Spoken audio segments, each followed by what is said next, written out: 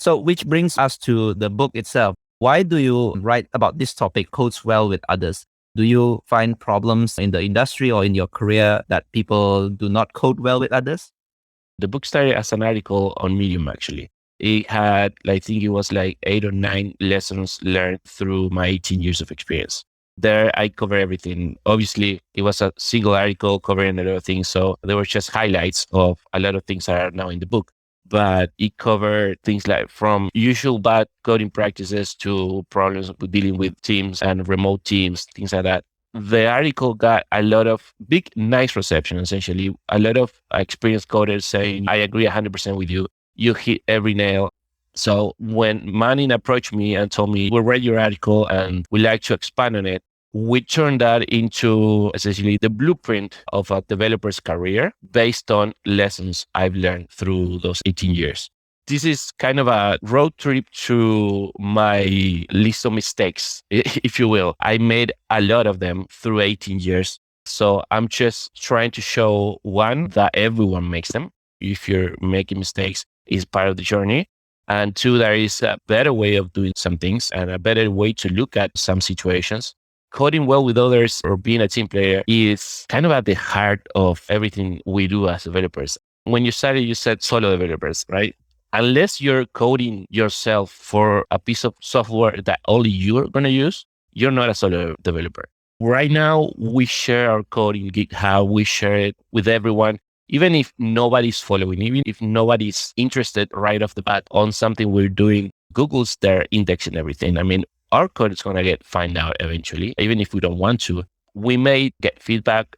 We might get people forking our code and using it. So we need to understand what it means to be part of that community, even if you don't want to, and code in a way that helps everyone.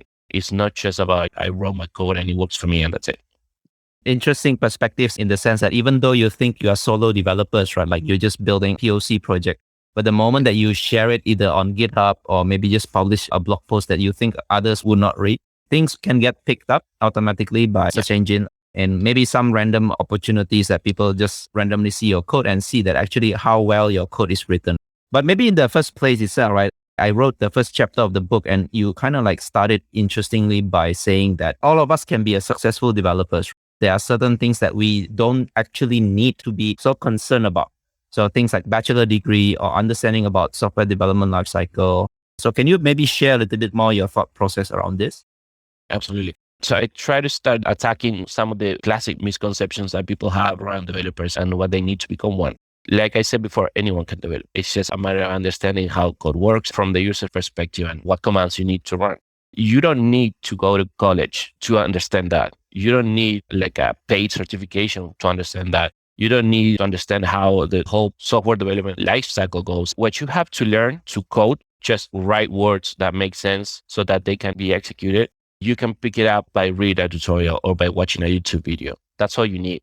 What I'm trying to say in chapter 1 is that instead of focusing on those skills that you have to learn to become a successful developer, you should realize that if you want to be a successful developer, you have to understand that you're going to be learning through the entire process. You have to understand that you're going to be having problems to solve and be determined enough to go home one day with a problem you couldn't solve and come back tomorrow and start again or try again.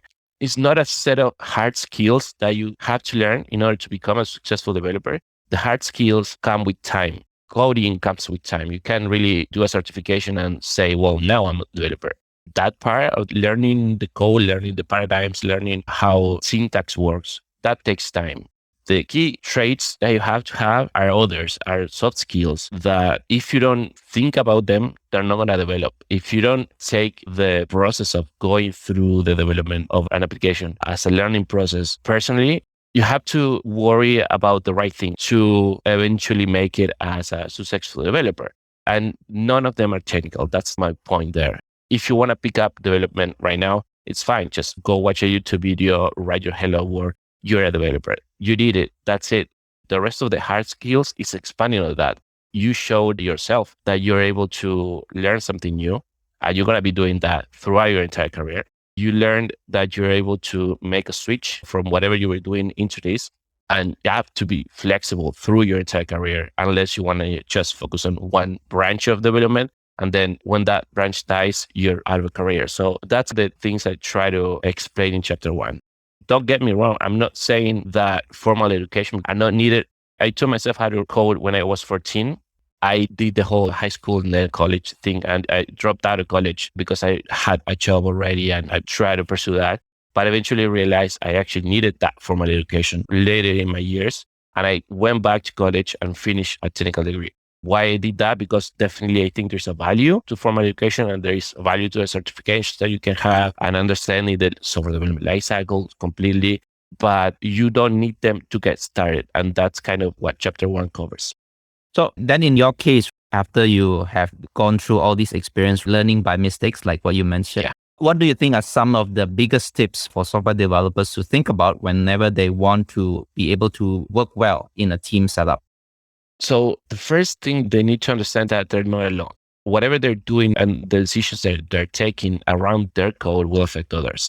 That's also the main point around the topic. If you're a perfectionist and you want to get your code perfect, which is something that doesn't exist really, you're affecting the timeline of your project.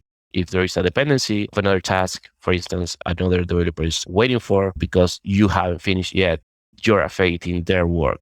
If you're not careful enough and you're not writing unit tests, for instance, or paying the right attention to unit tests and doing it the proper way, you might end up delivering something that is not stable enough and others will work on top of that.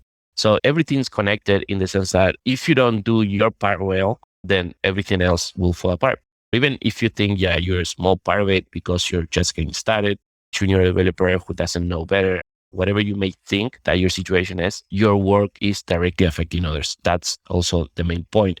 There are multiple topics I cover here regarding trying to over-engineer a solution, right? I mean, who of us haven't really fallen for that trap before and fell in love with a solution that is super complete and covers every angle of it. And when you actually need it, practically you could have solved that problem in 2 days. You actually took 2 weeks, but you cover everything that wasn't needed.